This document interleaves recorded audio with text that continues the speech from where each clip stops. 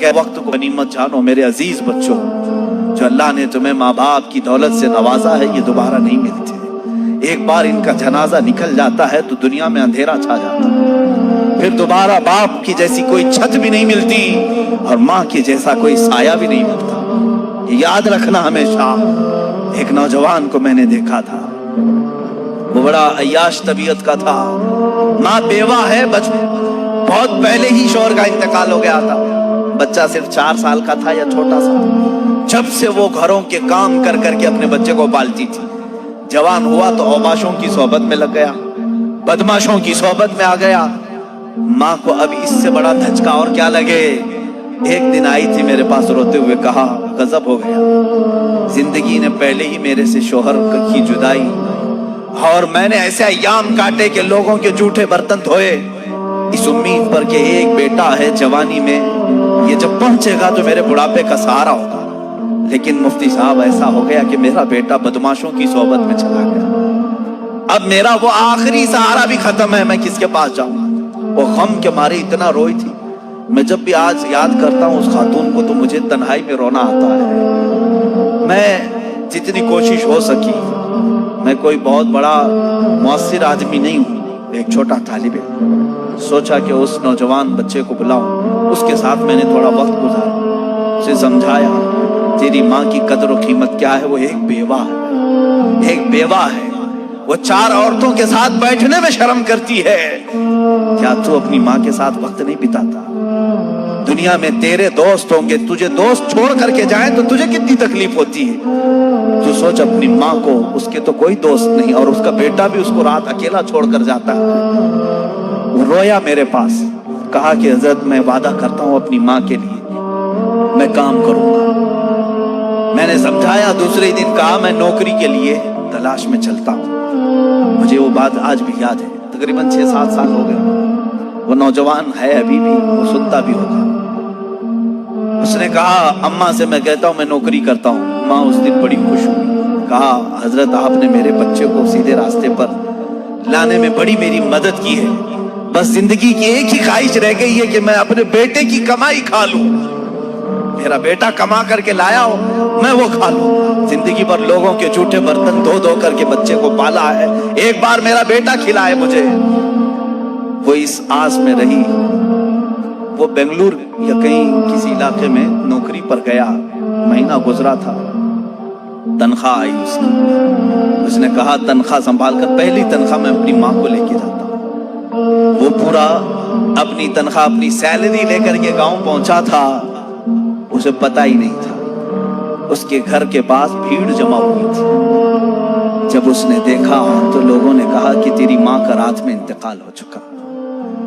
اس نے وہ پیسوں کا لفافہ اپنی ماں کے قدموں میں رکھا، آج تک جب کبھی وہ ملتا ہے تو پھوٹ کر روتا ہے، کہتا ہے میری ماں اسی آس میں دنیا سے چلی گئی کہ بیٹے کی ایک کمائی کھا لوں، لیکن مجھ سے زیادہ بدنصیب کون ہے اس دنیا میں جو ماں کے کمائے ہوئے جھوٹے برتن کو دھوئے ہوئے کمائی تو کھا لیا، اپنے ہاتھوں کا ایک لقمہ میں اپنی بیوہ ماں کو کھلا نہیں سکا۔ اے نوجوانوں، کیا اسی کا نام زندگی ہے؟ کیا اسی کا نام ایمان ہے؟ تمہارے اخلاق تو وہ ہونے چاہیے کہ تم باہر جاؤ تو تمہارے ماں باپ تمہارے اخلاق پر فخر کریں، تمہاری ایک ایک کمائی کے لیے وہ آج بھی انتظار میں۔ ایک بات یاد رکھنا، ماں باپ لالچی نہیں ہیں تمہارے، لیکن صرف ان کی خواہش یہ ہوتی ہے کہ بیٹا اپنے پیروں پر کھڑا ہو جائے۔ جب مرغی اپنے چوزوں کو خود کھاتے ہوئے دیکھتی ہے تو خوش ہو جاتی ہے، پہلے چونچ سے دانے توڑ توڑ کے کھلاتی رہتی ہے، لیکن جب بچے کھانے کے لائق ہو جاتے ہیں تو خوش ہوتی ہے۔ کیا تمہارے ماں باپ کو اتنی بھی خوشی نہیں دینا چاہتے ہو؟ آج اتنا بھی انہیں سکون نہیں دینا چاہتے؟ جنہوں نے ماں باپ کے ساتھ بدتمیزیاں کی ہیں انہوں نے دنیا میں اپنی جہنم خریدی۔ اللہ کے نبی صلی اللہ تعالیٰ علیہ وسلم سے کسی نے پوچھا ماں باپ کیا ہیں؟ حضور نے فرمایا وہ تیری جنت بھی ہے تیری دوزخ بھی ہے، وہ تیری جنت بھی ہے تیری دوزخ بھی ہے۔ جس نے ماں باپ کے ساتھ برا سلوک کیا اس نے دنیا میں دوزخ خرید لی ہے۔ اللہ کے نبی صلی اللہ علیہ وسلم نے یہاں تک فرمایا میں تو چاہتا ہوں کہ جس گھر میں والدین کا نافرمان ہو اس کے گھر کو آگ لگا دوں، دنیا میں آگ لگا دوں۔ یہ بات یہاں سے نکلی تھی کہ تم امت مصطفیٰ ہو. میرے اخلاق، میرے آقا کے اخلاق تو یہ تھے. عام خاتون جو دنیا کی ہے، مدینے کی گلیوں میں بوڑھی عورت ہے، پھٹے کپڑے ہیں، الجھے بال ہیں، اس کی بات سننے کے لیے پورے کائنات کا آقا کھڑا ہو سکتا ہے. تو ہے میرے عزیز، تم اپنی ماں کے لیے تھوڑا سا وقت نہیں نکال سکتے؟ اپنی ماؤں کے پاس وقت گزارو. میں سمجھتا ہوں دنیا کا عظیم وقت ہے، دنیا کا عظیم وقت ہے.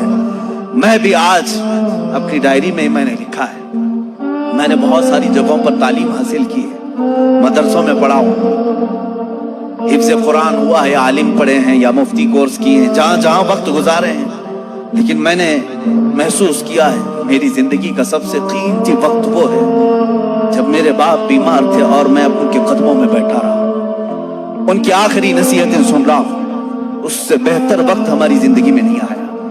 ایک میرے استاد گرامی، مرشد گرامی کے پاس گزارا ہوا وقت، وہ میری زندگی کا لب لباب ہے، حاصل کلام ہے. میں سمجھتا ہوں میری نجات کا کوئی ذریعہ ہے تو یہی تو وقت ہے. باقی تو میں نے بھی دنیا میں کوئی اچھا کام نہیں کیا. لیکن میرے عزیزو یاد رکھو، تمہارے پاس، تمہارے والدین کے پاس گزارا ہوا تھوڑا وقت تو ہونی چاہیے. خوش کرو ان اولاد، ان والدین کو. اور یہ بھی یاد رکھنا، آج وہ تمہارے والدین ہیں، کل تم کسی اور کے والدین بننے والے. کل تم بھی باپ بنو گے، تمہارے سامنے بھی تمہارے بچے آئیں گے، اور تم اس وقت درد کی سسکیاں